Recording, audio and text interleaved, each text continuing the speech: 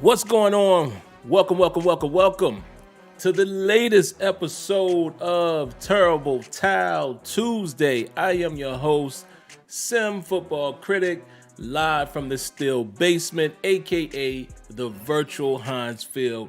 How's everybody doing tonight? I hope you guys are doing well. I want to get right to the phone calls. And even though I'm not going to be able to get right to them, technically, but I want to dive right into what I have to say, power through that, because I want to leave as much time as possible for you guys to call in and give me your thoughts.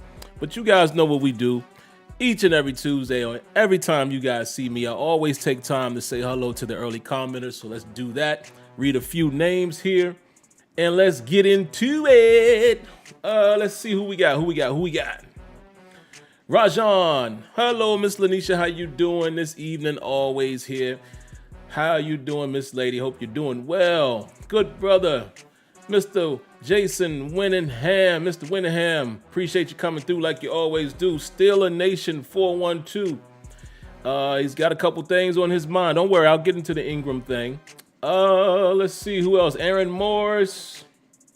Who else we got up in here? Hello, Miss Destiny. How you doing this evening? Hope you're doing well. And by any chance, if Mother Dearest is watching again, tell her I said hello and how you doing. But I know she was watching her baby last week, so I ain't tripping. But make sure you let your mom know Sim said hello.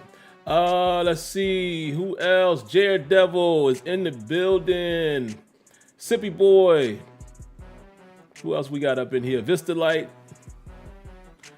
Bless, highly favor. Amen. Who else is off up in here? Dwayne Duncantel. Brian Shaw. Brent Fox. Lansing Shield. And maybe we'll end it right there. What's up, Smitty? I see Smitty as well. Darren Covington, father-in-law Leonard is in the building. A sincere review. I like that name right there, man. That's dope. Still Boy DePoy, Jalen Brown, my partner in crime, Kenyon in the building, of course, Charlie Brown. All right, let's get going. Let's do it. So let me pull up my notations here, guys. And for those of you guys that are new, I realize that I can't take for granted or assume that everyone who comes here knows what the show is all about. I have to always approach this like it's a new show for some of you guys who will newly show up here. So let me let you know what I do on Terrible Towel Tuesday, man, is basically focused on me giving a brief recap of what I saw in the game after I've rewatched the game. I give some timestamps in terms of certain plays you might want to go and check out for yourself if you have the ability to do that. I no longer show the All 22 live on air because of monetization reasons. The only way that I actually do that is I do a private video for those who are members of the channel where I can show them that content without monetization. And there you have it. And also what I kind of do is just speed through my part of it. Tuesday is reserved for phone calls. For you guys that don't know, I do a post-game show right after the show, and I do a pre-game show. Neither one of those shows I have phone calls accepted anymore.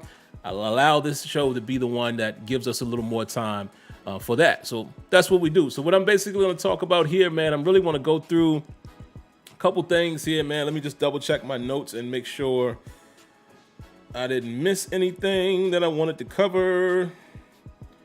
Give me a second. Should have found this before I went on air, right? But let me just pull it back up and make sure that I am not missing. All right, here they are. So I definitely want to talk about, the main topic from me will be what are my thoughts on the 2021 Steelers. I told you guys I usually need about 7 games to acquire that information, and I think I've got it. We'll talk about the Melvin Ingram trade, of course. We'll talk about where the Steelers currently are in the AFC. I kind of saw on NFL Network or NFL.com, one of them, where they Steelers are right now in the playoffs. And, kind of looking at the AFC, man, nobody is really running away with it. Kenyon said that last week.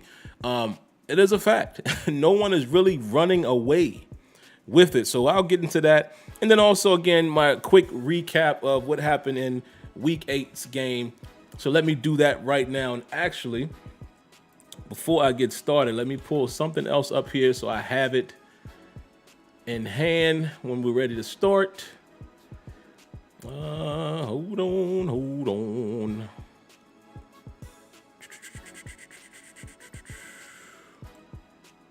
All right, here we go. This is what I wanted right here. All right, so let's take a look at key points in the game that I think you guys should go back and look at.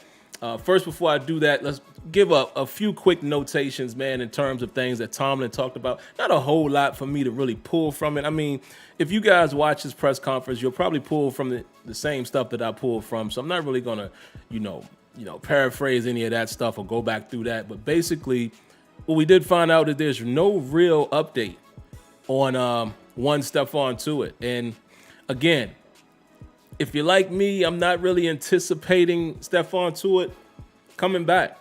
I got to be honest. I mean, maybe he will, maybe he won't.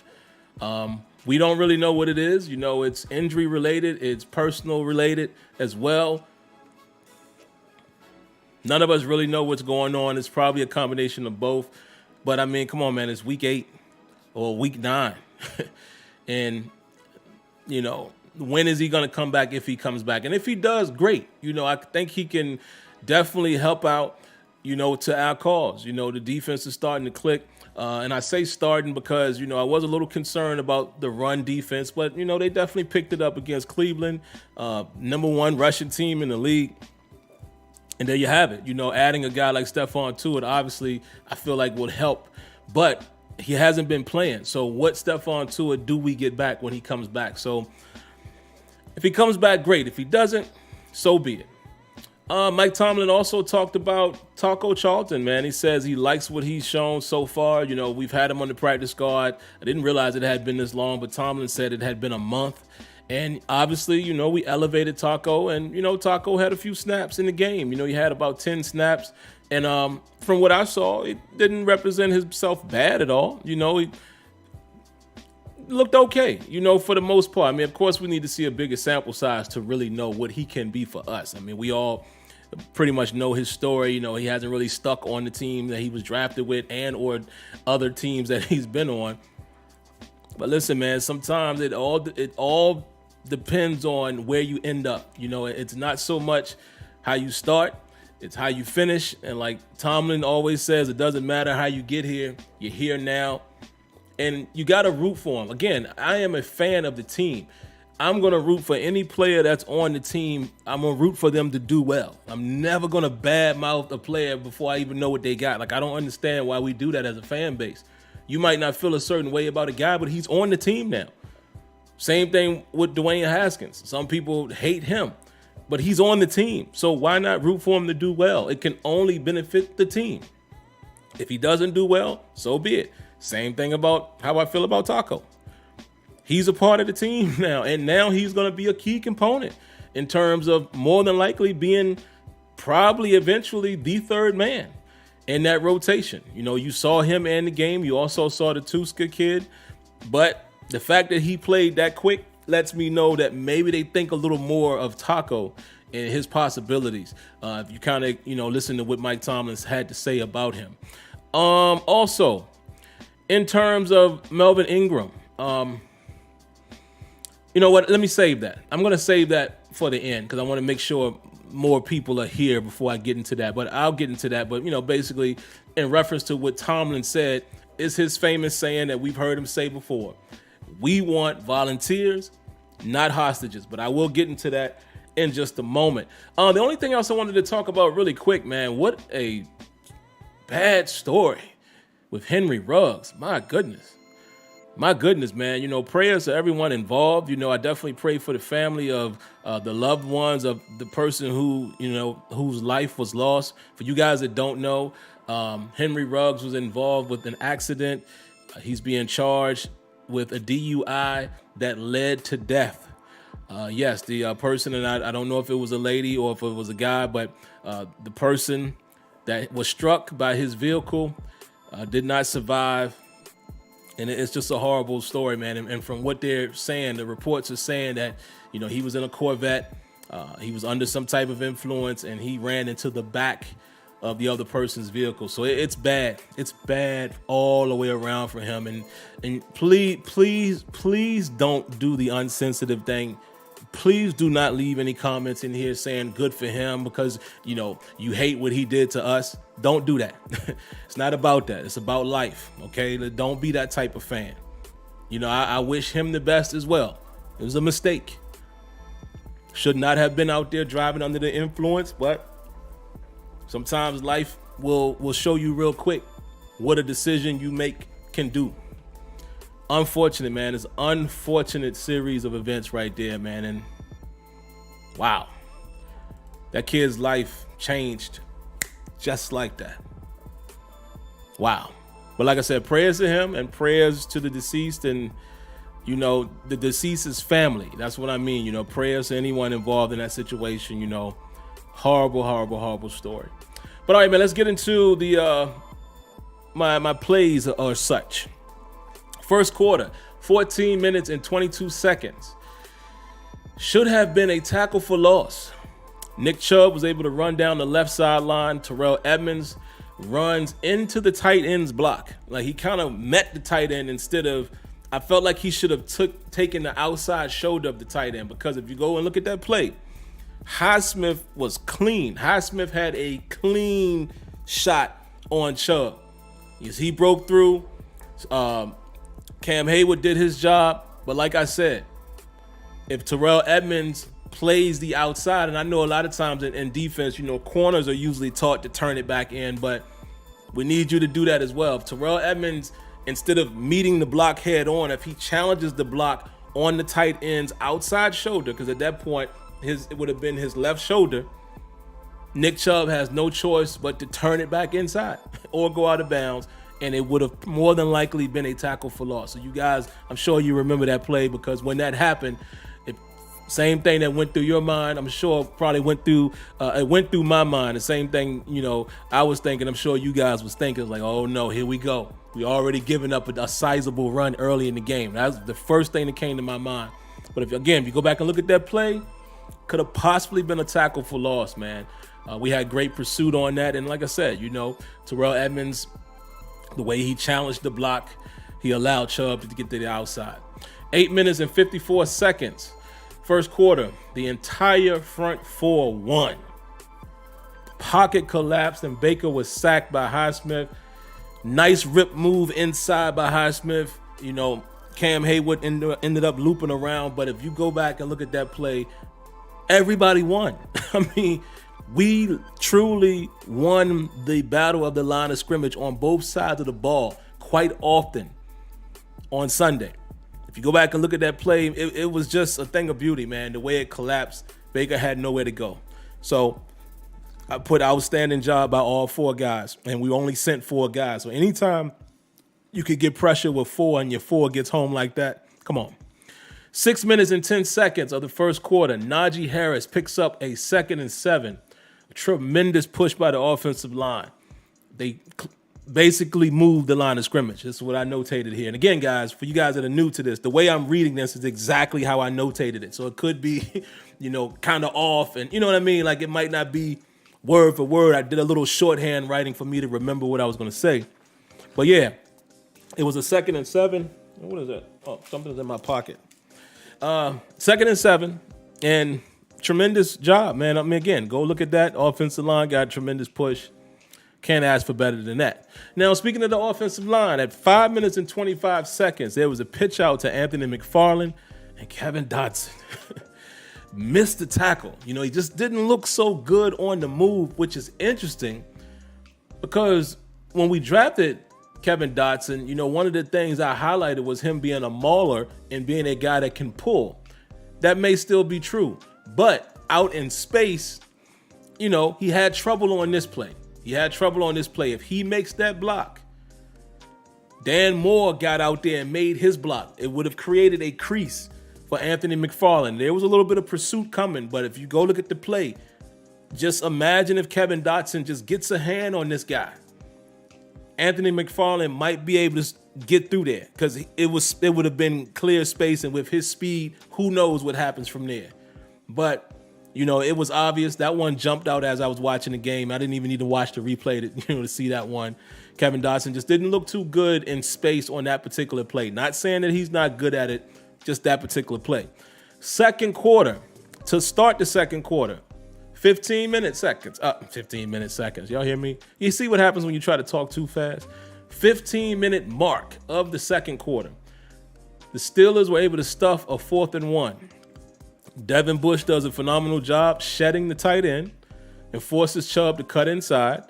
I put here Joe Hayden keeps contained and forces Chubb back into Bush, and Watt comes from the other end to get in on the tackle as well. And remember, that was the play where I know, some people were saying, oh, Bush fell, but he tried to change direction and he slipped a little bit.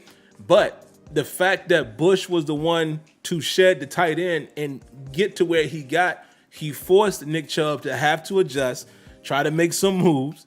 And then Joe Hayden comes, flying up, gets that outside contain again, like I wished Edmonds could have done earlier. But Joe Hayden is right there to get the contain.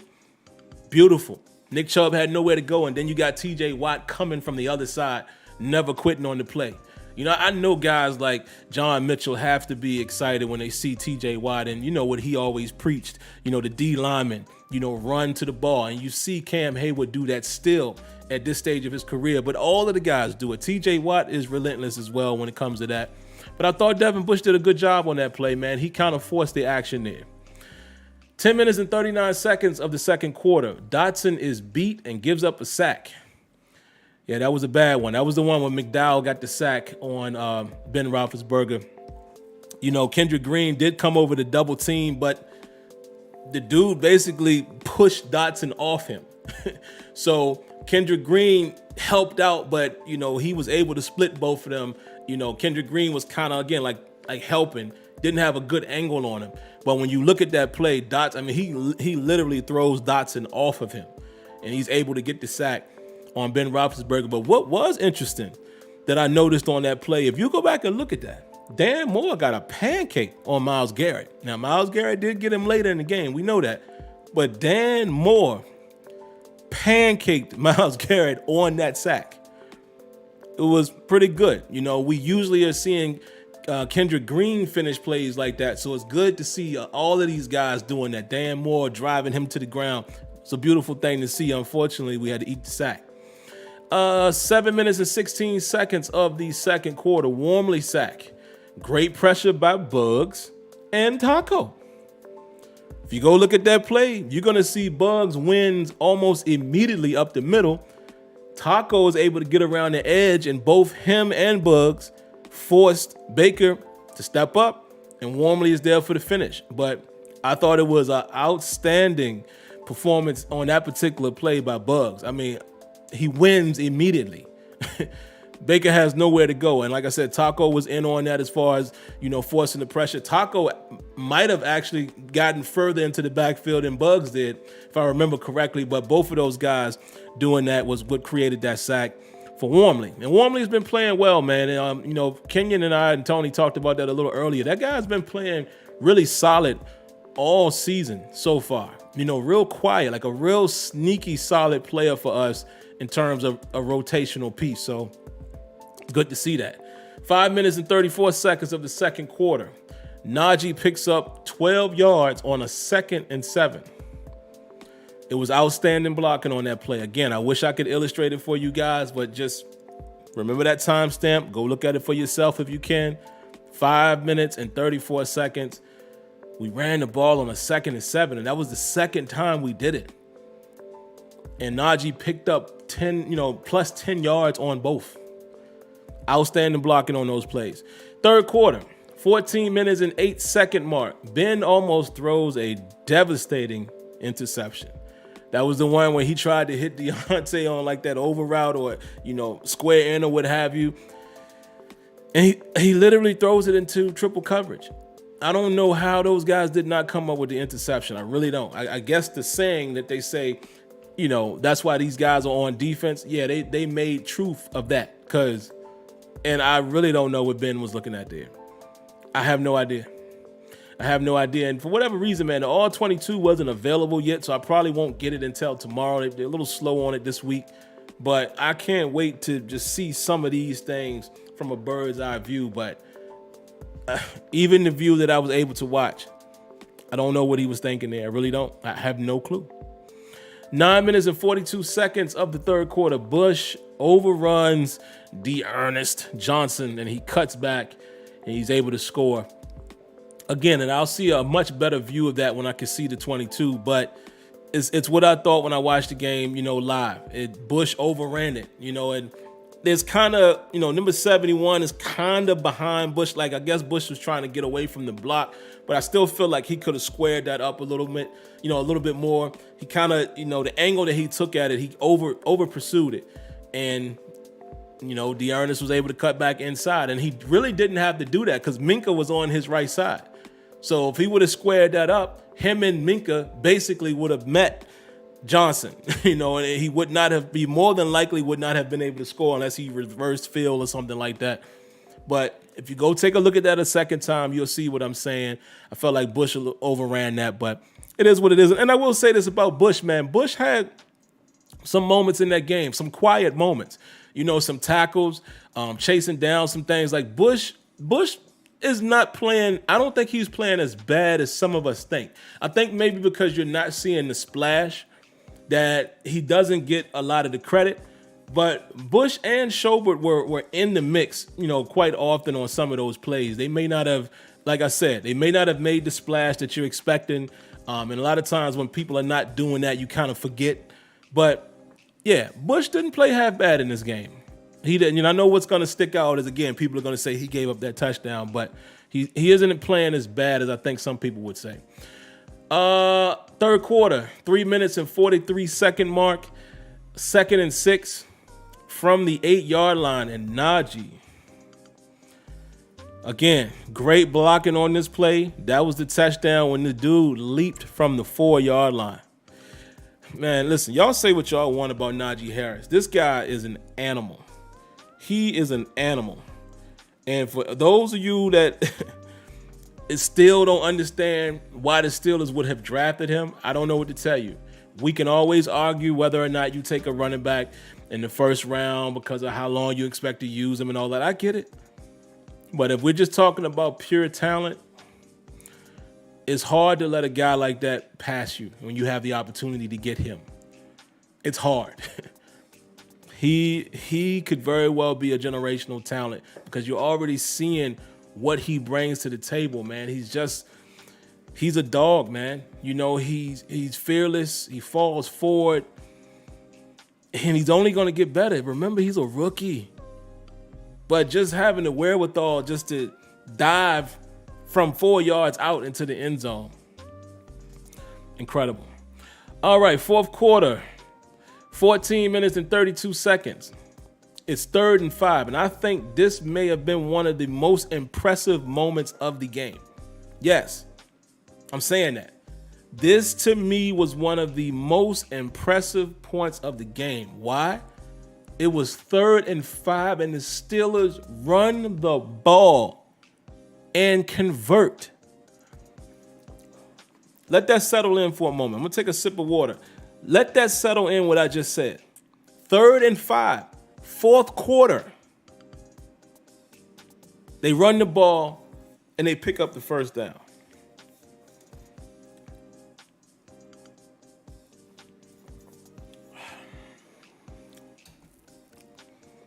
Why is that so impressive, you may ask?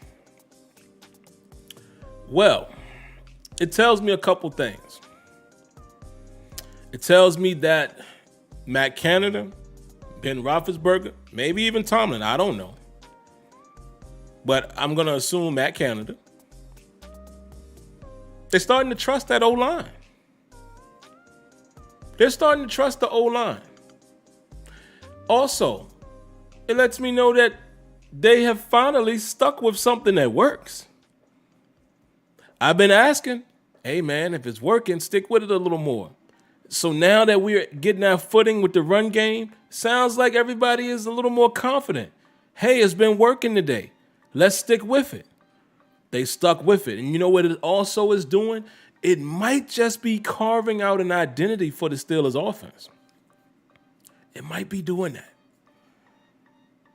Could be. I said it on Sunday. Could we be slowly turning into a run-first team? Again? Maybe. Or at least a balanced team. Perhaps. But that's what that said to me. That 3rd and 5 in the 4th quarter, you turn around, hand that thing off to that horse back there, that Clydesdale, and he picks it up. That shows confidence in that O-line. And that gives those guys confidence, knowing that they were able to do that. Very impressive. The fact that they even did that. Later on in that drive, 12 minutes and 55 seconds of the 4th quarter, it was a 1st and 20, and Ben Roethlisberger finds Zach Gentry wide open, butt naked open in the middle of the field. And the reason why I highlighted this play is because we have been begging, and I know I have been begging Ben Roethlisberger to work the middle. Work that middle, baby. We've been asking for it. And as you saw in this game, we went to the middle of the field a decent amount of times. And when we went there, we were successful. Not every time, but I'm just saying, we found a lot of success in the middle of the field. So that's why I highlighted that, because, I mean, he was wide open. Now, of course, when I watch the All-22, it will allow me to see whether or not it was a blown coverage by Cleveland or if they were playing us outside. Because remember what I said, teams have started to understand that Roethlisberger likes to go outside the numbers, tries to take a shot in those situations. So I can't wait till I have the bird's eye view to see what happened. Why was he so wide open? Was it coverage or was it a blown coverage? You know what I mean? I want to know, was that purposely done where they basically were taking it outside away? I can't wait to see that. 6 minutes and 14 seconds of the 4th quarter. This was a huge turning point because Cleveland was driving. Joe Schobert, the old Brown, comes in and forces the fumble on Jarvis Landry. That was huge. That was huge. And again, allowing guys like Schobert to make plays. You know, again, people will, Schobert's not playing that well. Even I said it. Remember, I didn't say he wasn't playing well. I just said I needed to see more out of him. Then we started seeing Schobert show up in a couple games in the past game. I said, okay. But then I said I want to see him be more of a tackling machine. Remember, I called him out last week. And then you make a play like that. And that's what I love. And it's not like nobody's watching me and listening to what I say. I'm just saying it's cool when you in your own mind call out a player and you call for action and then you see them perform right after that. It was a thing of beauty to see that. But that's pretty much all I have notated, guys. Of course, there were other moments in the game. I don't want to continue to go down that road because then we'll be here all day. I could talk about every play. Of course, the Freiermuth touchdown was just, I mean, my goodness. He's going to be a stud. And there were other moments. I want to emphasize this really quick, too, because I meant to say this after the game and I forgot to get to it. The offense did disappoint me a little bit, man, when we got the ball back around that time. We couldn't finish it. To me, I felt like we had an opportunity to finish it before we did finally get the ball back. And, we know what we did. We passed it to Deontay. But I'm talking about the possession before that. We had the opportunity to finish it, and we couldn't. It's almost like we couldn't get back into that milk the clock mode. Thus, this brings me to my thoughts. Why Diggy says, I saw a video and it looked like Taco actually punched it out. I don't know. I did see that. I heard that convo going back and forth. I don't know who actually punched it out. But hey, if he did, then bravo to Taco. It's Taco Tuesday since we're talking about him. But yeah, and this is what I'm saying. Maybe this dude will turn out to be somebody for us. You never know. But all right, man, let me hurry up. I want to talk about Melvin Ingram really quick, and then I want to get you to the phone calls, and I'll give you my thoughts on the team. And maybe I'll do that after the phone calls. What about that? I don't know. We'll see. But let's talk trade really quick. Listen, guys. I put this on Twitter a little earlier. Steelers fans, listen to your boy Sim on this one. Sometimes we got to get out of our own feelings, okay? We got to stop being so emotional. That's number one. Number two, we got to stop acting like everything is going to work out the way we want it. Okay? We got to stop acting like that we're supposed to always do this and always do that and always sign this player and always re-sign that guy and always get this free agent and why can't we get more for a trade? Immediately when the trade news came out, I saw people on Twitter going crazy. And I did it on purpose. I said, let me go peek, because I might be able to talk about some of this on the show tonight. And lo and behold, I was correct. People all over the place. Maybe some of you guys in here. That's all? A 6? Man, we should have at least got a third. Oh, I saw that, folks. A third. Man, we couldn't get a fourth, a fifth? Man, we should have got more than that. And I'm like, okay, let's put one thing in perspective. Really quick, guys, let me ask a question. Music isn't too loud, is it, guys? And y'all answer that for me, because I can hear it in my ear, but I think it's just the volume I have it on my side. But yeah, let me go in for a second. Where was Melvin Ingram when we signed him? Does anyone remember where he was located? Where he was? Was he with a team? Had he already passed through the first early wave of free agency? Was he a highly sought out free agent?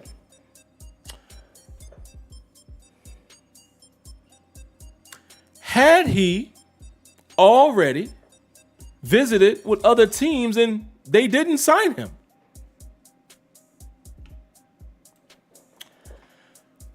How many years did the Steelers sign him for? And last but not least, how many games are left on his schedule, folks? We have played 7 games. It is a 18-week season with a bye. So if we've played 7 games, how many do we have left? 10. Why do I bring that up? What team are you expecting to give great value for a guy that they're only going to get for a guaranteed 10 remaining games? That's it. That's all they get. Even if they wanted more, if they beg to get more, all they actually have. Now, some teams might have a little more, maybe, perhaps. I doubt it. Well, could be. Maybe some people's buy. No, but it's still going to be 10 games. What am I talking about? They still can only play, but, it's only week 18, and maybe you get into the playoffs. But what I'm saying is, it is not even a full season remaining. They cannot guarantee that this guy will sign with them. Also, who are the trade prospects? Probably a team that still has some type of playoff aspirations, or a team that really doesn't have good defense. Oh, you know who it is?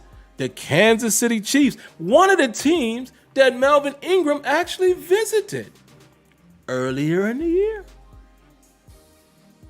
They didn't sign him. We did. So, people were also saying, oh man, why are you going to send him to a team we got to play? I get it. I get the sentiment. But folks, it don't work like that. You don't get to pick and choose what team and say, all right, good, we're going to send you here because we won't see you for 3. It don't work like that. You send them to whoever is offering the most value. Also, you don't play scared like that. It's a player. It's one guy. Now, you ain't sending your franchise quarterback to the division rival, but I'm saying, come on, man, you can't play that type of game. If we're going to play that type of game, are we saying that we scared and the Pittsburgh Steelers just can't play nobody and can't beat nobody? What difference do it make? And we don't even play them until week 16, which at that point, we'll see. Maybe we're fighting to get in. Maybe we're already out of it. I'm just saying, guys. And at the end of the day, Melvin Ingram did a good job for us. He did. But his production started to decline, as did his playing time. Oh, and here's the last part. Did Melvin Ingram say publicly that he's better than Alex Highsmith and he should have played more? Now, I'm not blaming that man for having these thoughts. You know, this guy's a Pro Bowler. But what I'm blaming him for is that's not real teammate-like. You're the veteran now. You should have known that we brought you in here to help. You should be trying to encourage the young boy who is on the rise. But you don't want that type of chemistry to do this. Right now, guys are gelling. You don't want this, where it's opposite. So if in fact, because it's been reported, that's what he said. If in fact that's how he was feeling, he got to go. And that's the biggest part. He wanted to go. So I seen people saying, oh man, why would you trade him? He requested a trade. Kevin Colbert salvaged whatever he could get out of it, and to get a 6th-round pick for a free agent that's what's he, 32? That's past his prime.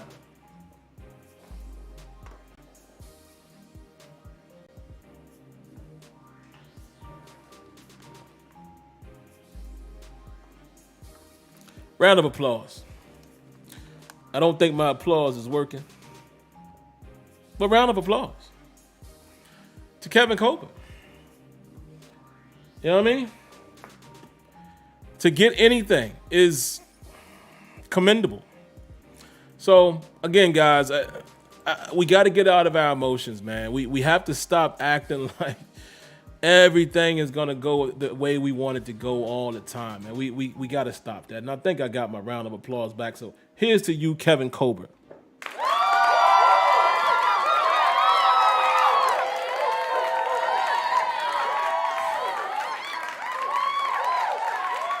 That's about all I got on that.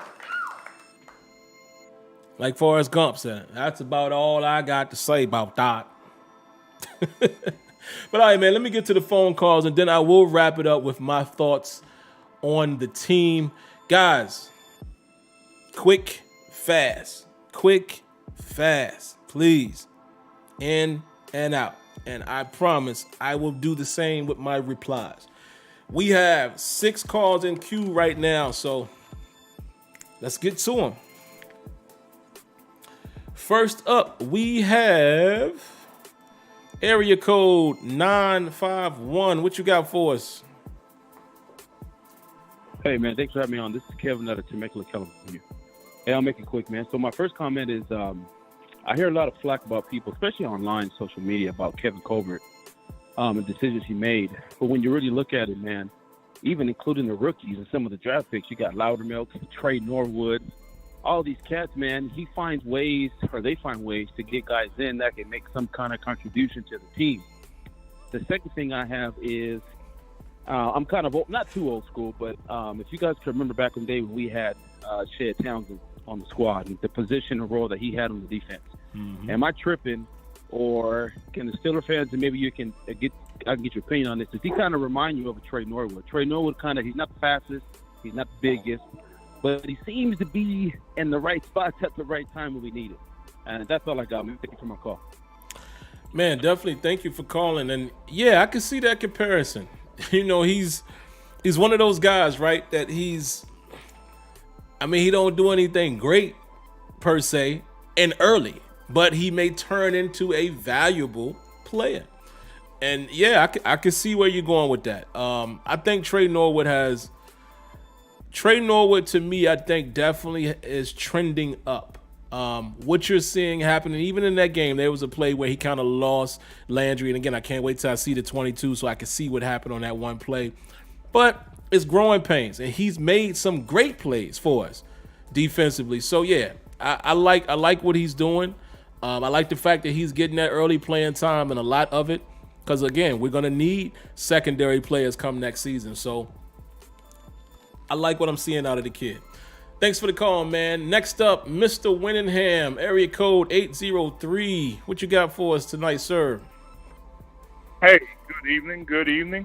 I was very impressed with the show last week. I've already made a comment with the ladies in the group. And I was very happy and very impressed with any time they get out there because, I mean, to hear football from a female perspective, that's a wonderful thing. I'm thankful that, you know, October is usually our bounce back month. Usually outside of last year, you know, we do start off a little slow. In October, I think we haven't lost a game this past in October and after a bye, which leads me, I was very impressed with both sides of the ball on the line play. I don't know what's going on with Kevin Dotson. I expected maybe a little bit more, but maybe he and Chase Claypool are going through maybe a little bit of a sophomore slump. I wish I'd see a little bit more out of Chase Claypool as well. But both sides of the ball, I mean, I don't think Cleveland expected us to gouge them with our running game and Najee Harris. And defensively, getting 4 sacks on Cleveland was a tremendous performance. But other than that, I hope everyone has a great week, and thank you so much. Man, thank you as well, Mr. Winningham. Always appreciate when you come through, and I'll stick right there with 2 quick points. Kevin Dotson, yeah, man, I'm gonna challenge myself to really watch him. Go back and just watch him because I've been watching the whole line, but yeah, doesn't seem like there are a lot of those moments that we thought we would be saying, like, whoa, did you see Dotson on that play? I know he has some, but I need to really focus on him and just see how he's playing because I am curious about that as well. Not as good as I thought he might be, but still second-year guy, so I respect that. And really quick, yes, the run game, man, we got to acknowledge it. Cleveland was number 2 in run defense, and we was having our way when we needed to have our way. So good to see us winning in the line of scrimmage, man, on both sides of the ball. That's a welcome sight. Next up, area code 404. What you got for us? Hey, what's up, Sam? How you doing, man? Good. What's going on? Nothing much, man. I know you're going to give me an assessment of the team at the end of the show, but obviously this year, this time last year, they were undefeated. I'm kind of worried. I know we talked a lot about the running game, because they have running games, but toward the end of the year, I'm kind of concerned about teams that have good quarterbacks. I personally have a team going 9-8, unfortunately. I don't know if that's good enough to get to the playoffs, but you know, we have Herbert, Mahomes, we have Coach Burrow at Cincinnati again. So I'm concerned about other teams' passing game more so than other teams' running game. So I just want to get a comment on that, and also these 2 games that are coming up. Although they're winnable games, it seem like trap games against the Lions and the Bears, but I'm a little more concerned about Detroit because of Carr. So if you look at the last 2 teams that we lost, the 3 teams that we lost to, they had good quarterbacks. You know, in terms of Green Bay and Cincinnati and Oakland as well. Not Oakland, but Vegas right now. They had good quarterbacks. So that's my only concern. So I appreciate the call, man. Go Braves. Hey, man, I see you in that 404, so I can respect that. Go Braves. And thank you for your call. The audio was a little like in and out, but I got the gist of what you were saying. But just to bring the listeners up to speed, he basically was asking or commenting about us playing against coming up. We got more, some decent quarterbacks coming up, and he's more concerned about the pass game than he is the run game. You know what? I can't lie. I think that's a valid point. Let's not forget at one point in time, we were a little leery about the secondary, and they have been tested a little bit, and we've been okay, but that is a valid point. The defense, we came in with a plan to stop the run, and we did this past week, but how will we fare against, more decent quarterbacks as we approach them. I will say this as well, man. I don't believe in trap games. That's just my opinion. I don't like that term for me, only because I'm a strong believer in any given Sunday. I just am. I'm a strong believer in that, and they're in the NFL. I know there's teams you're supposed to beat, but you can win any given Sunday, man. Look at what the Jets just did. So, but I feel what you're saying, but I'm not going into it with the mindset of the Bears is a trap game or the Lions is a trap game. It's an NFL game that you could lose. Appreciate the call. Area code 651. What you got for us? What's up, Sam? What's going on with you? Nothing much, man. What's going on? All right, not much, man. I'm going to try to make it quick so I can get it out. I think Taco played well, and he made that Ingram decision a lot easier. I think they saw a bigger, faster, younger, cheaper option, and he showed up in practice, and they said, hey, well, you want to be out? Cool. We'll let you out of here for whatever we can get for you, wherever you go. Cool. All right, I think the offensive line were finally the bullies we thought they could be, and I think playing against those really good D-lines that nobody talked about early in the season is really helping them grow. So I think they've seen some of the best of the best in these first couple of weeks, so that's pretty good. And Devon Bush, everybody talks about him, and I really think they don't realize he's an instinctual player, just like Antonio Brown was, just like Le'Veon Bell was, Troy Polamalu. Those guys have to be on the field and get that timing back. And one of the things I saw from Devon Bush that I don't see out of a lot of linebackers, and I really noticed it in college, when he attacks a player, especially on the run, every step they make, every juke they make, every step he takes is closer to that person. Like I don't know if I'm describing it right, but when you watch tape on him, every move you make, you can keep going side to side, but every move he makes is a step closer till he gets to you. I hadn't seen that in a lot of linebackers, and I haven't seen that this year, so that's how I know he's not quite back where he was, but when he gets that time and trusts his knee a little more, he'll be okay. And last thing I got to say is, I'm not one of those people that want every free agent that's let out of here. But Deshaun Jackson, bro. Yeah. Taking the top off their defense. The way we're running the ball, him taking the top off their defense, and then we got Claypool underneath and Deontay open as soon as the snap. Oh, my God. That could be something. But that's all I got, man.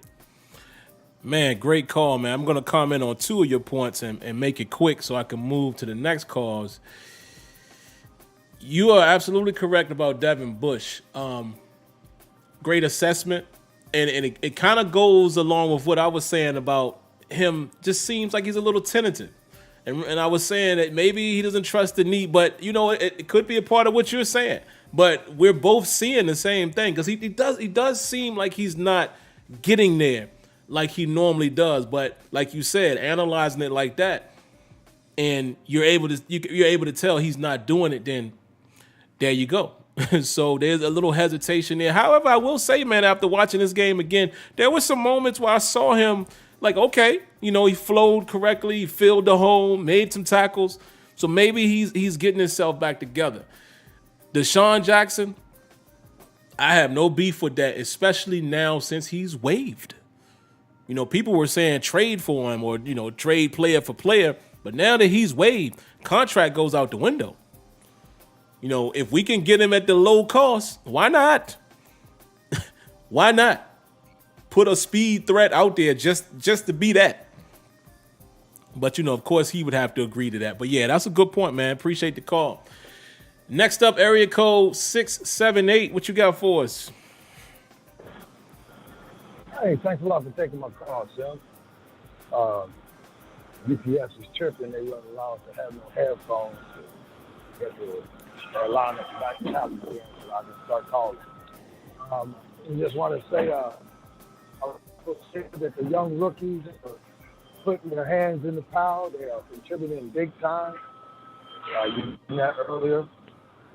I have to admit, after watching that Cleveland game, they're not as overrated as I was saying. So you and King were right about that. They will be coming to stadiums to play us hard for real. I mean, before you play Cleveland in the third quarter, they start giving up. But I don't think I'm going to be seeing that too much anymore. I'm a little worried about this Chicago game. Sim. I don't know if you realize the record at Soldier Field is terrible. There's only one time, and that was in '95, and the time before that was 1941. And the last time we played them at Soldier Field, we had a much better team, and they were running all over us that day. I'm not sure if you remember that or not. But I'm a little nervous about that Monday night game. Like you said, it's not of any given tournament. And, but that's pretty much all I had. Thanks, Garrett, for taking my call. Steelers Nation, have a wonderful week. Absolutely, man. Thanks for calling. And I will address that last point that he said there. We do get them at home, but the sentiment is still the same. Tomlin doesn't have a good record against Chicago. Actually, if I'm not mistaken, Tomlin may not have beat Chicago. There's something weird like that. But I know either he hasn't won versus Chicago in his tenure with us, or the record isn't good. I know either way it's not great. But the benefit is, thank God we got him at home. It's Monday night, and, I'm not being biased, but the Steelers usually like to get up for those, primetime spots. So is it a winnable game? Absolutely. Do we got to be careful? Absolutely. Because now we're facing a different threat in a Justin Fields. However, I think we can get after that line, because if you watch most Chicago games, I didn't watch one last week, but Justin Fields has had to run. So I think our front can get after them and put him in situations where he has to bail, and maybe that's how you get him. But we'll see. But again, any given Sunday, Monday, or Thursday. Next up is area code 202. What you got for us? Oh, my bad. Hold on. There we go. 202. What you got for us? Yes, Slim. I just wanted to address a couple of things that I noticed this past Sunday, and try to look forward to more positive things. But I saw the game in a different view than most people that I talked to. The thing that I was very concerned about is our secondary, because Jarvis Landry had a very suspect game, and he dropped a lot of balls. I mean, he's more sure-handed. I remember in Miami, anything you throw to him, he would catch. But he dropped 3 catchable passes. And Baker Mayfield is taking a lot of beating. I'm not a Baker Mayfield fan, of course not. But there were some balls that he caught that was very suspect. And if he would have caught those balls, I think we would have been in trouble, because they would have been in the red zone. The one that Odell, if the old Odell would have caught that, we would have been in trouble. So my very, very concerned about what the secondary gave up. But overall, on the positive side, I'm impressed with the offensive line and the improvement side. Najee is running better. I did say this in the beginning of the season, before the season started, that he was going to get the workload and he was going to get a lot of, touches, and it's coming to fruition. A Kyle Bell kind of runner, but I don't want him to be worn out before the season. But, good enough he got the youth on his side. But I see that our line is improvement and going forward. But we do need to score more points. Yes. And I think I hammered this down. We do need to score more points. I mean, I know Ben is, getting some throws a little bit better, but he's still missing some key throws. But I expect that to improve during the latter part of the season. We're going to need that, because if you look at our schedule, we're going to need to put up some points. All right. We got away with this one, but if it wasn't for the miscues of Cleveland, it's the one of the reasons why we won. So I think that has to be said. I know people are happy about the win, but when you see those few things, we have to cover that up. And by the way, in Chicago, Tomlin is winless against Chicago lifetime. So that's not a good thing. So we're going to change that this time coming Monday. So that's all I have. Man, thanks for the call. I appreciate that. And I thought so. I thought it was something like he hadn't won, or he only had one win, and maybe he's due.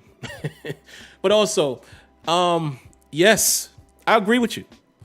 I think people forget the woes of the team as well. And now listen, the secondary, I mean, you can't expect them to shut everything down, right? But there are moments when guys just seem to get open, like you said.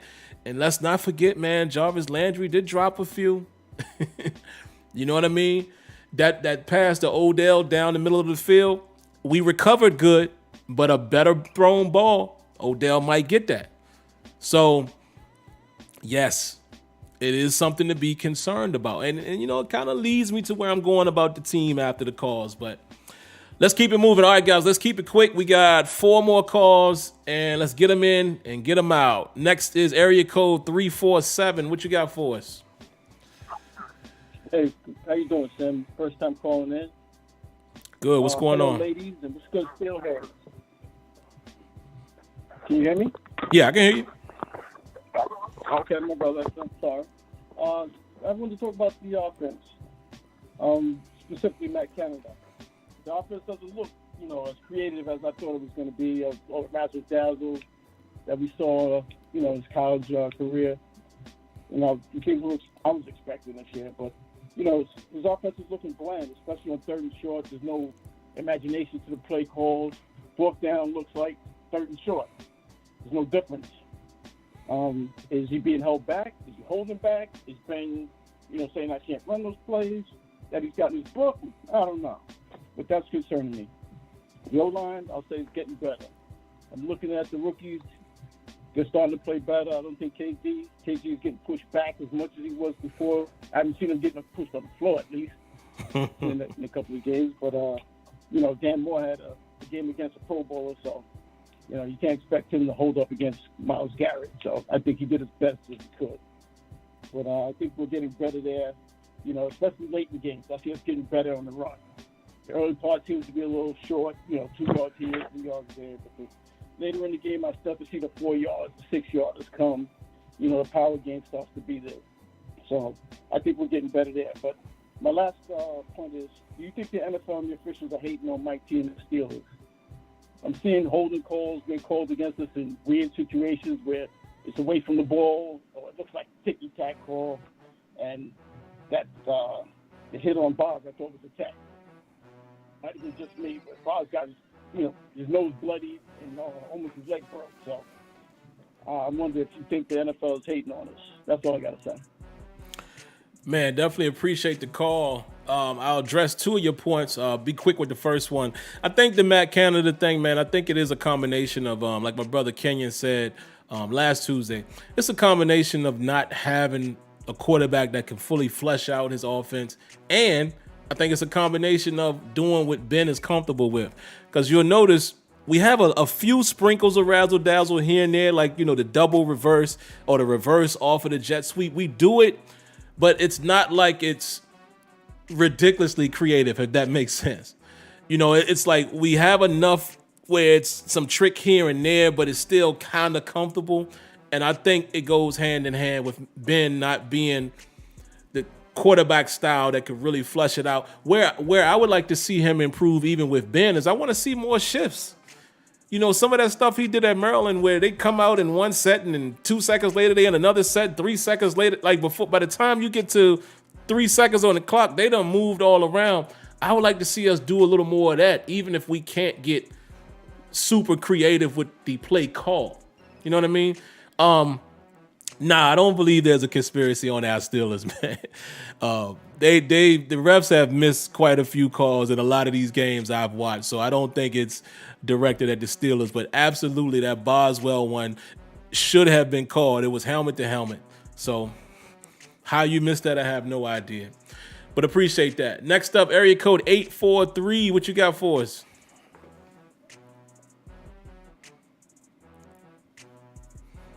Hello, 843. Oh, you got to be quicker than that. You almost had it. Got to move on. Area code 973. What you got for us? Oh, yes. You can hear me? Yeah, I can hear you.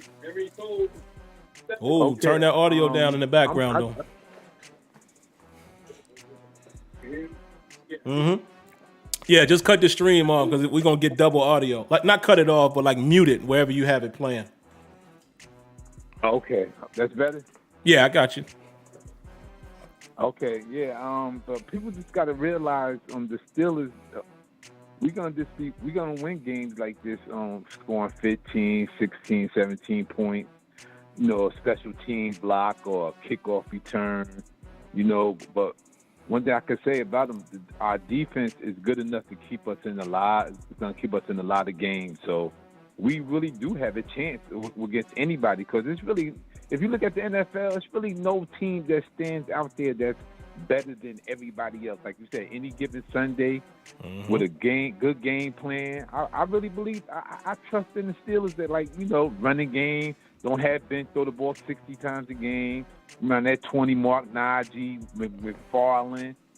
I like Cam Sutton on the inside. I like James Pierre on the outside. That's just my opinion. But I really believe the Steelers can do it with defense and ugly games, special teams, and defense.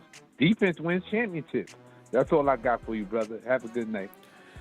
Man, I can't disagree with you on that one. I appreciate the call. And yeah, y'all are going to be surprised where I go with the team here in a moment. But nobody's running away with the AFC. They're not. I mean, again, we said any given Sunday, but, to see a team like the Jets not only win against the Bengals, but the Bengals were looking so strong, but to see how many points they were able to put on the Bengals, it shows you that everybody's vulnerable, man. So, interesting. But all right, guys, we got one more call, and then I'll get to my opinion on what I think the team is or isn't. Last call of the night, area 678. What you got for us? Yo, what up, Sim? What's going on? All right, man. So I was just trying to check in real quick. I'm going to try to make these short like I think I did last time. Real quick, I do agree the team has to score more points, but I think at the same time, when you're looking at a situation where your kicker is out, not necessarily saying that results in you putting up 30, but you look at the fake field goal, which wasn't really necessary, but if you kind of screw that out of the picture, and then as well as the fact that you got the ball towards the late end of the half, that's 3 to 6 points right there. So I think this is a team that's capable of putting up 24 a game at least, and I think that'll be good enough with the way the defense is playing. It's interesting to me how we haven't heard any fire Canada lately. Not to go to any of the callers, but I will say I agree with you as far as kind of the creativity may be lacking because of the lack of mobility from the quarterback. But I do want to say that we should be encouraged by seeing the way the offensive line is continuing to gel. I don't want to necessarily say improve because I was one of the guys who was kind of the belief, and not to toot my own horn, but I was of the belief that there was enough individual talent there, and it was really just a matter of when, not if, they were going to kind of start getting on the same page. Defensively, of course, you want to see a little bit more turnover. Offensively, you need to see some more splash plays. And then lastly, I would say Melvin trade's not as bad as I initially thought it was going to be. I was pretty pissed off this morning, but at the same time, I think when you take into account that we've had a James Harrison type situation where a guy ends up getting cut, you don't really have a way out, and you don't get any compensation. Not to mention the team needs some day 3 capital, and they've hit on guys like, Loudermilk looks like he's playing a little bit better as of late, as well as obviously Trey Norwood. So all things considered, I think that they're doing pretty well, and hopefully, this team could start to kind of turn it around and get something going on. And then also, you make sure you contain Fields. The guy ran for 100 yards. Don't think he'll murder you with his arm, but contain is the biggest thing for me when it comes to the Steelers, especially when you kind of look at guys like a Russell Wilson, et cetera, so on and so forth, who have kind of killed you with their legs every now and then. So just a couple things to look out for. Didn't want to take up too much time, man. I look forward to hearing what you guys say. Take it easy. Absolutely, man. I appreciate the call. Great way to end it. Thank you very much. Yeah, man, listen. Like you said, it was too soon to get down on the offensive line. And it's even too soon to praise them. We still got to see how they do the rest of the season. But what we have to acknowledge, guys, is they're all young. And they're starting to gel. So that's the reason why I don't understand, man, how some fans, first 2 games, oh, this guy's trash. I'm like, dude, have you ever played in the NFL? And if you did, how did your first few weeks go? I think the O-line will come around. And the funny thing is some of these guys, they won't be here next year. Some of the, the veterans may or may not I would assume that Trey Turner might not get re-signed. He could, because he was a free agent, but you know what I mean? So it's still a work in progress, and it will be a work in progress, but they're starting to play relatively well. They're doing okay. And like they said, Dan Moore was going against a Pro Bowler in Myles Garrett, man. And, you know, he battled. He lost some, he won some. So, but yeah, man, the Matt Canada thing, I will comment on that again. I feel the same way, man. Like I said a few calls before, is I don't know if we're going to see a whole heck of a lot of creativity in terms of the play itself, but I would like to see us either throw different looks or have multiple plays off of one look. You know what I mean? Like, you guys know how I used to praise what Kyle Shanahan was doing a few years ago, where the play in formation looks like one thing and they do like 9 things off of it. You know what I'm saying? So I still think there's more to come, but I wouldn't expect like a total rehash from what we've already seen, because obviously this is what we're comfortable doing with Ben Roethlisberger. I would just like to see him mix in some more looks and motion and, you know, a little more formation. You know what I mean? Even if the play isn't so crazy, and I would be cool with that.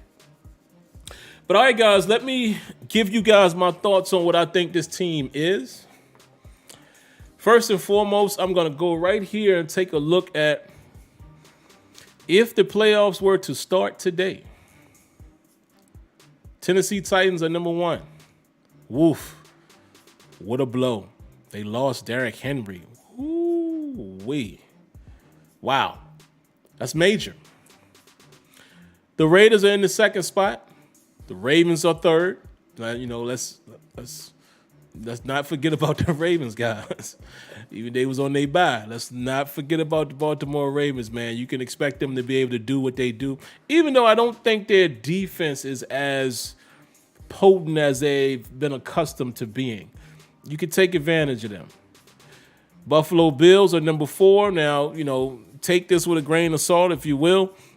Steelers did beat them in week 1 in Buffalo, but it was the first game of the season. So, you know, if we can champion that win, or we can say it was the first game of the season. The Bengals are now sitting in the 5th spot, and the Pittsburgh Steelers are right behind them in the 6th spot. We're 4-3, they're 5-3. Behind us is the Chargers at 4-3, and that's it. Bubble teams are the Patriots, the Chiefs at 4-4, Browns at 4-4, Broncos at 4-4, Colts at 3-5. And we won't even mention the rest of the teams. Now, when you look at all of these teams, and you look at the teams that we still have to face,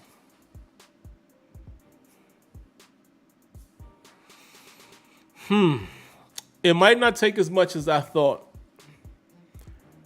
to compete in this AFC. Tennessee, without Derrick Henry, what are they really? Their defense has played well. I'm not saying they don't have another running back. They signed Adrian Peterson for now. Maybe Adrian Peterson can still help to get it done behind that O-line, but they're not going to be as potent as you would expect them to be. I can take these off now. They're not going to be as potent as you would expect them to be without Derrick Henry. I mean, Derrick Henry was their offense. You know, play action works off of that. But, you know, they're still going to be a competitive team. I believe that. The Raiders, interesting. That deep threat that they have will no longer be there in a Henry Ruggs. The Ravens, I think, is going to be a legitimate challenge. Buffalo, I think, is going to keep getting it going, and they're going to be a legitimate challenge late on. I think the Bengals have opportunity to keep it going. But everyone else, the Chargers, surprising that they're taking this slide that they've had. You know, Justin Herbert and the boys were looking good for a while, but again, it's still early. And then a team like the Patriots might sneak in there, you know, with a smart rookie quarterback. You know, Matt Jones has played relatively well, and he's been smart with the football for the most part. But I say all that to say, man, yeah, in our division, we still got an opportunity. You know, if we can split with the Bengals and split with the Ravens, and if you look at the rest of the schedule, winnable games. You have these next 2 games are winnable that could put us at 6-3, perhaps. There's an opportunity here. But what I think this team is, honestly, I still don't have confidence in this team's ability to score, like what my man said, 24 points a game. I don't see it. I don't have the confidence. I don't have the confidence that we can do that. Nothing has shown me that consistently to make me believe that that's what we can do per game. I don't believe it. Now, could we turn around and be more of a high-scoring team going into the second half of the season? Sure, it's possible. I'm just saying the eye test doesn't allow me to believe that. There's still too many misses by Ben Roethlisberger, like deep down the field, those shot plays. There's not a whole big ton of explosive plays from us. Think about it. Most of our explosive plays have been on a jet sweep or end around, or, you can consider the play to Gentry. That was an explosive play. You can consider the play to Freiermuth where he, shook off Delpit. It ended up an explosive play, but that was an individual effort. We've had some decent runs with Najee, and we've hit a couple down the field, to Deontay Johnson, and Claypool has had 1 or 2, but largely we haven't hit those deep shots. Usually when we put up a lot of points is when we are able to have those explosive pass plays and run the football, and we haven't done both consistently. That's why I'm saying I don't see that for us. Now, looking at these AFC of teams, do I think we can compete in the AFC? I do.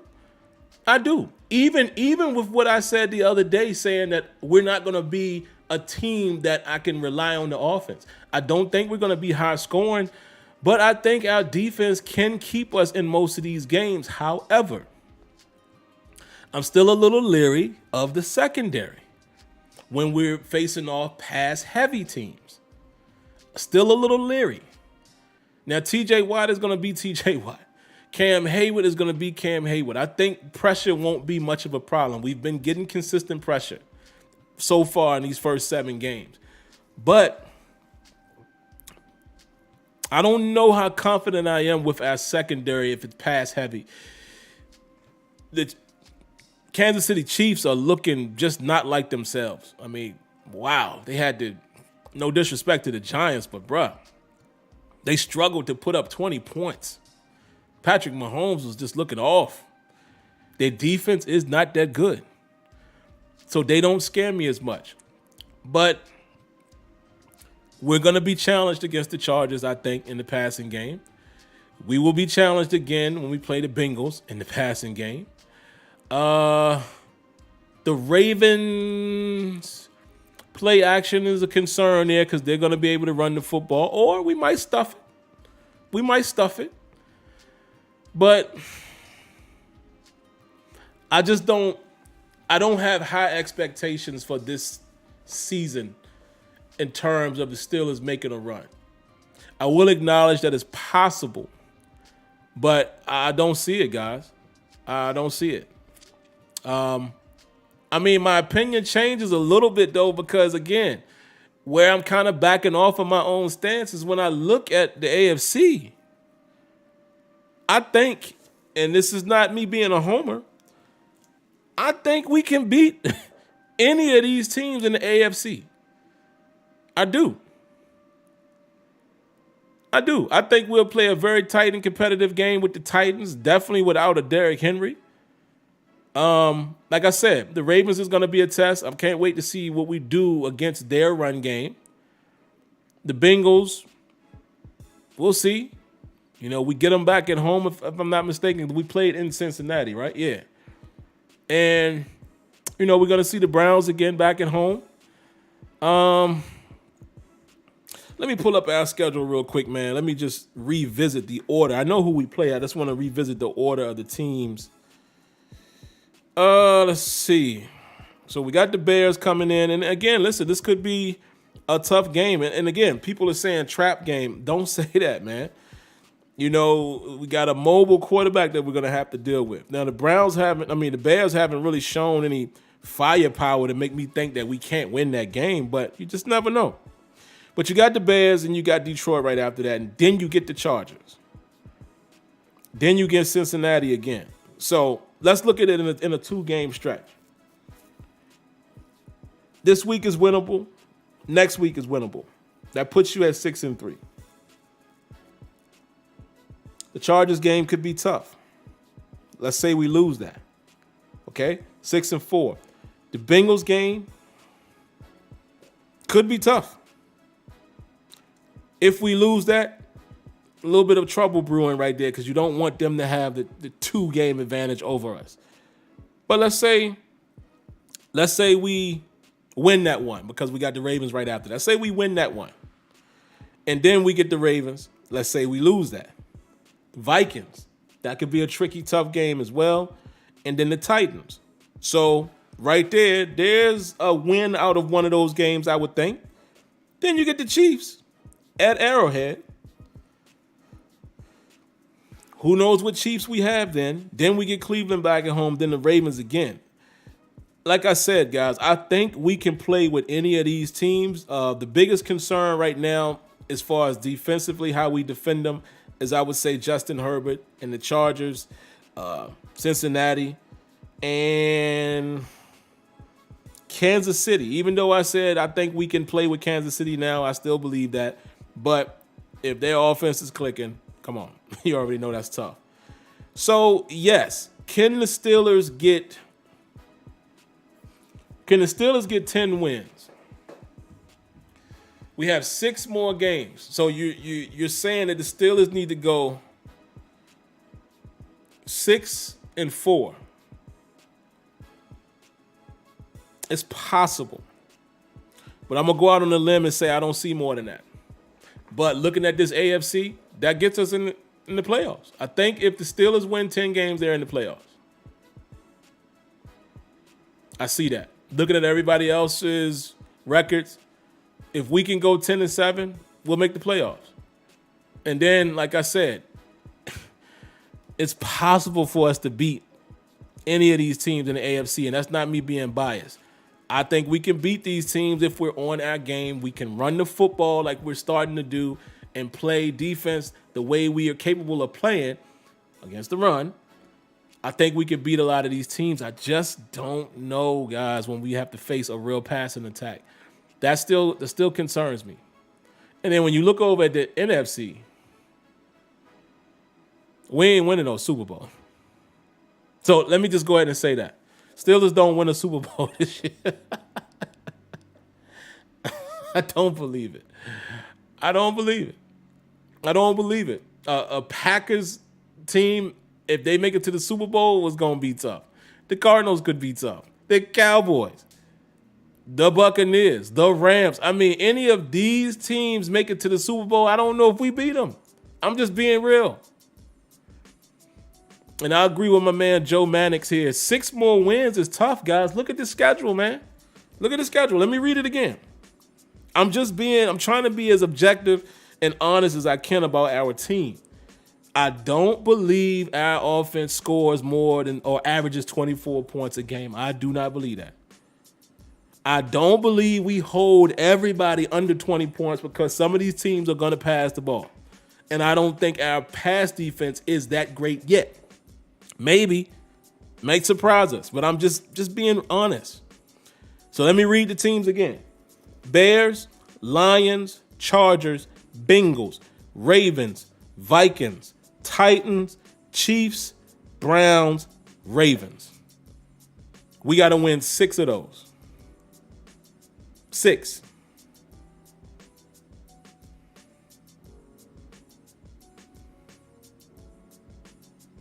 We got to win 6 of those. My goodness.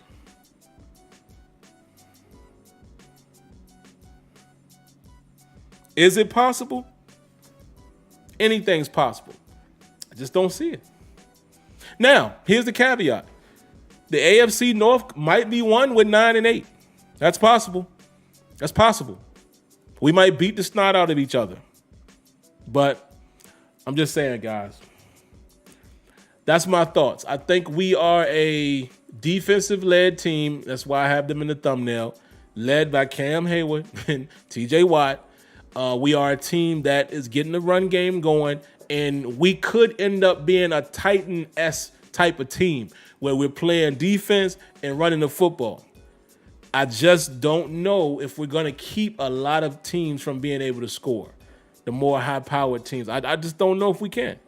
I just don't feel confident, and that's why I'm saying I think we are a decent team that's fortunate to be playing in an AFC now that has nothing but decent teams. Is that fair? So I'm not going to say we're out of it. I'm just saying if I take the records off the table and I look at what the team is today, it doesn't give me the best hope or the greatest vibes that we're just going to be this team and we're going to blow through. I don't see it. However, again, the caveat is none of the teams are right now. So it's possible. But those are my thoughts, guys. Those are my thoughts, man. Don't get your hopes up. We can root for them, but all of that, man, we can blow through the playoffs and we can. I don't believe that, man. But I'm not going to take your dreams away from you. So, all right, man. So let's read a few comments and I'll be out of here. Thunder God says, yes, and y'all said we wouldn't beat the Bills or Browns. Man, stop it. Anybody can be beat. I think we all are saying that, Thunder God. And let me say this to you. So you're going to tell me you're the one that thinks that we're going to beat everybody? So you have blinders on like that? I think what I'm doing here, whether you agree or disagree with me, is I'm being objective about what I see. The team can always surprise us. I did not foresee a 15-10 game where the Pittsburgh Steelers held the number one rushing team, held Nick Chubb to 60-something yards on the ground. What in my right mind would have made me predict that when we saw how Alex Collins was able to just run the ball down their throat the entire third quarter? This is what I'm saying. You're not going to tell me that the eye test, unless you got the best eyes in the world, but anybody who said they foresaw us completely shutting the run game down of the Cleveland Browns, then I don't know. You need to be somewhere else other than in the comment section. You need to actually be a defensive coordinator. I go off the eye test. I don't go off this. I don't go off this that pumps black and gold. I go off the eye test. But the eye test can change. You do understand it can be fluid. And that's what cracks me up when people always want to challenge someone's opinion so wholeheartedly. Oh, you said, but you said. Dog, it's fluid. This can change week to week. And we're all fans. You understand what I'm saying? So it's none of this. I don't get that. I don't get that mentality. But anyway, Joe Manick says the AFC North schedule is brutal. 'Tis right. You are right, brother. Y Diggy says they've only scored more than 24 points once this year. Scoring is an issue with this team. They need more consistency in the red zone. They abandoned the run game in the red zone in the first half and last week. Y Diggy, your eyes are telling you that too, right? That's all I'm saying. Any of us with eyes should be able to understand this. Real Fact says, we have the best defense in the AFC. I don't think there's an argument for that at all. And that's interesting. What do you guys think? What do you guys think about what Real Fact says? He says, we have the best defense in the AFC, and there's no argument for that at all. I don't know.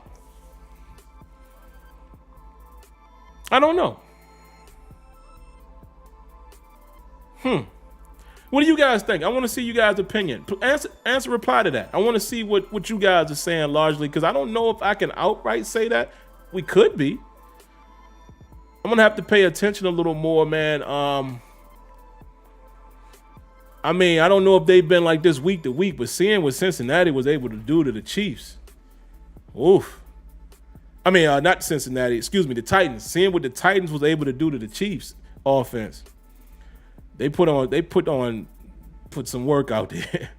But I don't know. I mean, you could be right. I don't know. I haven't looked at it that closely. So I would like to see everyone else's opinion. See, I can be honest when I don't know. I don't know. Let's see. What else y'all got, man?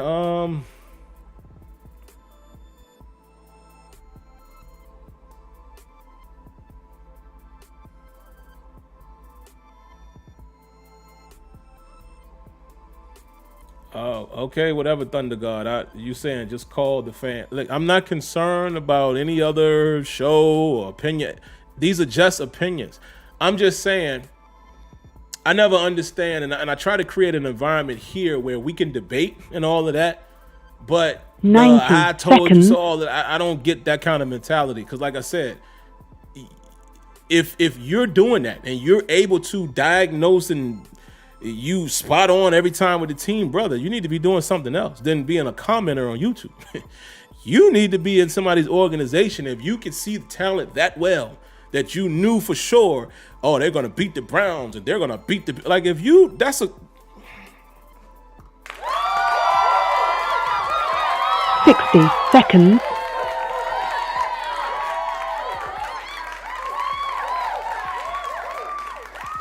That's all I'm saying. What else y'all got? I'm gonna stay here a few more minutes. I've been telling everyone in this chat to be patient about our O-line, but nobody was trying to listen till now. Yeah, I respect that, but I definitely was saying that. I was definitely saying as well, give them time. I know I've been saying that on these shows, but yeah, you're right. Because people were saying it to me too, like, oh man, so-and-so is trash. I'm like, nah, just give them some time and yeah, you know, and like I said, that's something that we all should be excited about.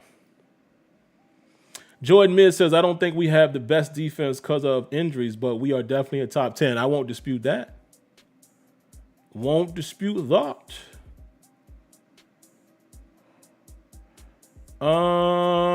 Yes, Mr. Winningham. Yes, sir. He says we need to force more interceptions before we can go there.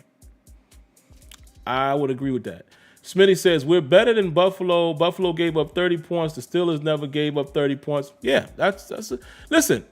We might be. I'm being 100% real when I tell you guys, I don't know, to be honest. I haven't really paid attention to everyone's defense like that. We could be. That's why I was like, hey, I want to hear what some of you guys have to say. Yeah, and Real Fact said the same thing. Nobody's put up 30 on us. You're right. You know, we're keeping the scoring relatively low. So you could be right, brother.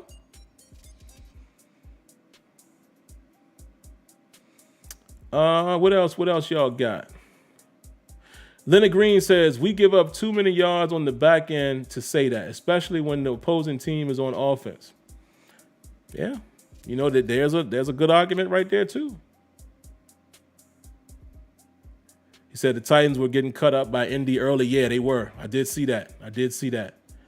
Jake and Porky, appreciate the subscription or the subscribe. What do you say when somebody subscribes? Thank you for subscribing. I guess that's the appropriate way to say it. Thank you. Welcome home, man. Welcome to the home team. You'll appreciate that. Please do call in next week, man. That's the thing. I have the phone calls ready for these nights. Please call in with your comments. I welcome them. I don't run away from the disagreement. I'm just saying I always challenge like a connotation, when it comes off a certain way, I always challenge that. Because, you know, a lot of people like to pick and choose. Well, I'm not saying you, but just in general, people pick and choose when they're, see, I told you. Come on, man. Like, nobody in this chat can say that. You're not always going to be right. You're not always wrong. But you can't come across like it's, see, and nobody said what. Okay, so you said that we were going to win those games. Great. But you didn't think that the way we won them. That's all I'm saying. Like, to predict something is one thing, but to be, you know, so sure about it because you know the talent so well. Like I'm saying, if you're somebody like that, you're in the wrong profession. Those people are on sidelines.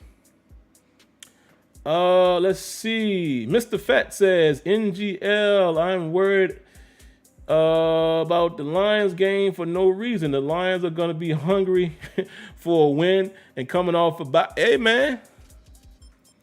any given Sunday. But wait until you see what would happen if the Steelers lost that game. Oh, boy. Everybody should be fired. You watch.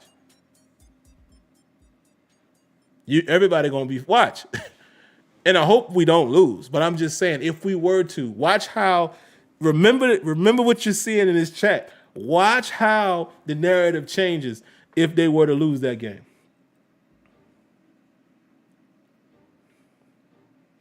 A couple more, maybe two more, and then I'm out of here. Emma Cooley says, your team is horrible. They shouldn't even be a team.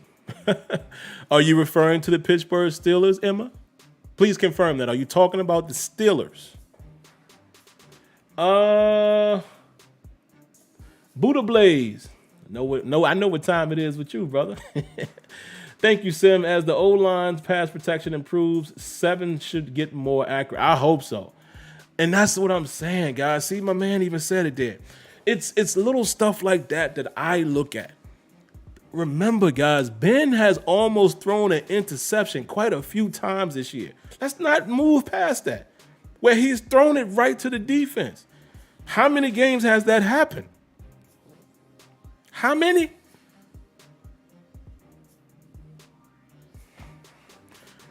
It's little stuff like that, man, before I can go thinking that we're just going to be this team that's all. Yeah, so this is what I thought you was going to say, Emma, but it amazes me how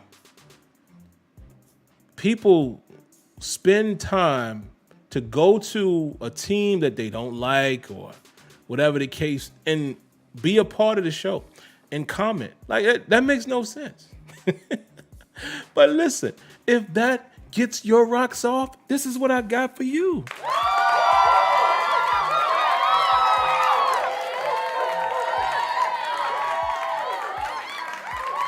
I don't know what to tell you. It's just amazing me. It amazes me. But anyway, I'm going to go ahead and get up out of here, man. This was a great show. Great show, man. You guys always take me beyond time, but hey, when we talk about Steelers, why not? And I just don't get the troll stuff, man. That y'all just know. Maybe I'm just from a different era. I don't get it. Who has the time to do that? Because trolls only work when the person you're trolling is affected. This is comical to me. And all you do is help with the viewership. It's just hilarious. I just never will understand that, man. I will never understand that. I told y'all, didn't I tell y'all Ryan Clark was annoying? What'd I tell y'all? I told you that. Hey, all due respect to Ryan Clark, but he be bugging, man. He be bugging. But all right, man, let's get out of here. Hold on. Let me see. Here's two more. Because I didn't read from you all. Aaron something and Jim Emmon. Aaron says, Sim, thanks, man. Love talking about the Steelers. If I have the time, you'll probably see me a lot more in here. Man, thanks for coming through. I really appreciate that. And call. Some of you all that have never called, man, and I don't want to force people to do it, because I know some people may not, and don't take this the wrong way, but some people may not be comfortable with that type of reaction, like, being live on air and all of that. But please, I encourage some of you guys to call, man. I love chopping it up. The last one from Jim, he says, if Ben's replacement is not on the team, when do the Steelers start looking? Do you remember it took 20 years before we got Ben? Listen, I hope they're looking. Steelers have already been spotted at some of these quarterbacks games already in college. But let's not forget, I know y'all don't want to hear it, but they think they have something in Mason Rudolph. They do. Like, we are saying, when are they going to start looking? But we always have to remember, we don't know what the team thinks. They re-signed him on a 2-year deal. They extended him.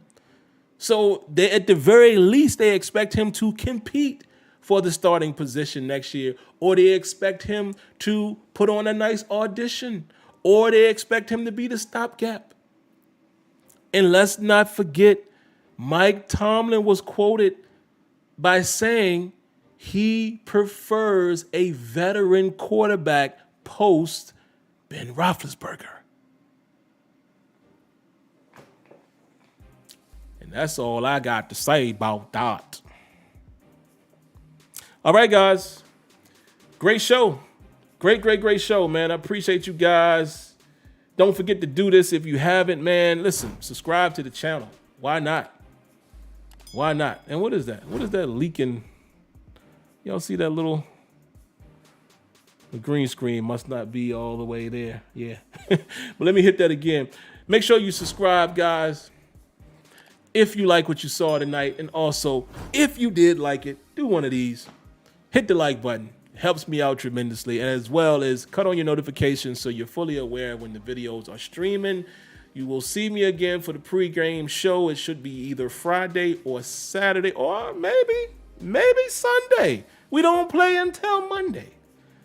Just look out for it. It will be coming. Other than that, you will definitely see me on the post-game show after Monday night's game. And if any other news is worth, a quick update, I might bring that to you as well this week. But other than that, man, I hope you guys stay well, stay safe. God bless, and good night. And thank you for tuning in to the Turbo Towel post-game. Y'all hear that? I'm already at Monday. Thank you for tuning in to the Terrible Towel Tuesday.